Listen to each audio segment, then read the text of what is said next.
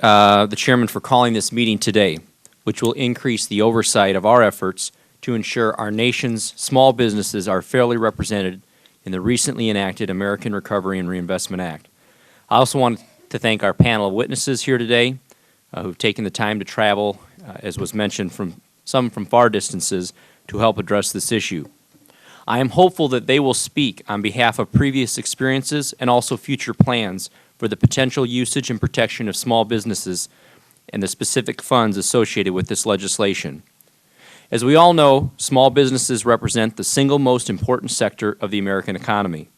They represent our nation's greatest ingenuity, economic drive, and are the direct result of the American entrepreneurial spirit.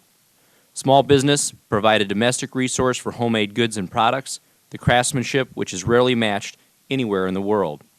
Of further significance are those small businesses run by our nation's veterans. This group of businessmen and women represent some of the most capable and qualified anywhere in our country. The dedication and honor that many of these individuals took day to day with them during their active service to this country is in very much the same manner in which they operate their small business. That said, our small businesses are suffering. They are being pinched from the credit markets, the labor markets, and overreaching regulations, all while they are trying to stay profitable during the worst economic downturn since the Great Depression. When I first heard the idea of some sort of stimulus aimed at small businesses to help bolster our economy, I was optimistic for the potential opportunity and growth for those who create the most jobs in our economy, our small businesses.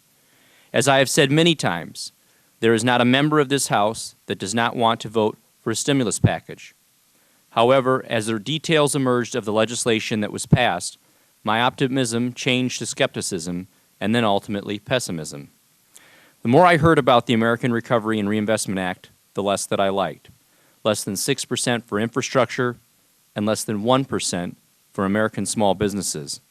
With such a low amount of this bill directed towards truly stimulus-related projects, there are even fewer protections for American small businesses to convince myself, along with a number of my colleagues, that the job-creating small business sector will receive the number of federal contracts that it truly deserves.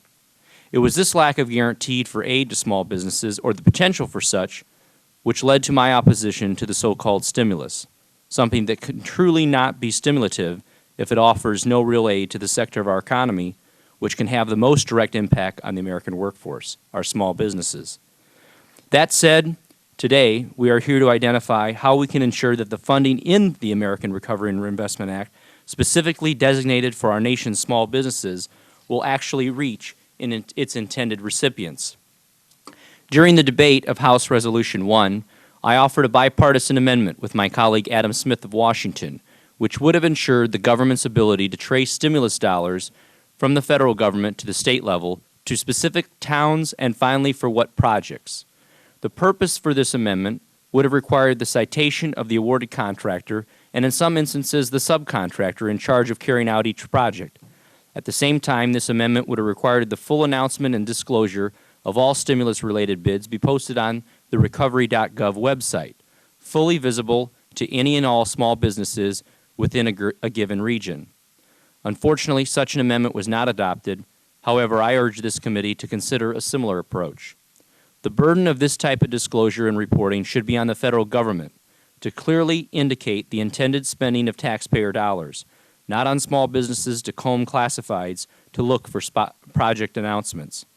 My ultimate fear remains that because of the time-sensitive nature of this stimulus funding, it will be distributed in large quantities rashly without appropriate deliberation or traceability, with the reporting on recovery.gov being a shadow of what was promised. I also worry that we will be revisiting this issue again in 2 years or 4 years or several months once we learn again that the proper portion of small business contracts was not reached, and we hold hearings to try and find out what went wrong. As our nation has seen from previous experiences, the federal government is not always the best steward of taxpayer dollars. Each year, federal agencies at all levels fall short of their promised contracting levels for small businesses. Today, I ask all of you, how can we avoid these shortcomings of the past, and what assurances can the agencies before us here today provide that these mistakes won't happen again?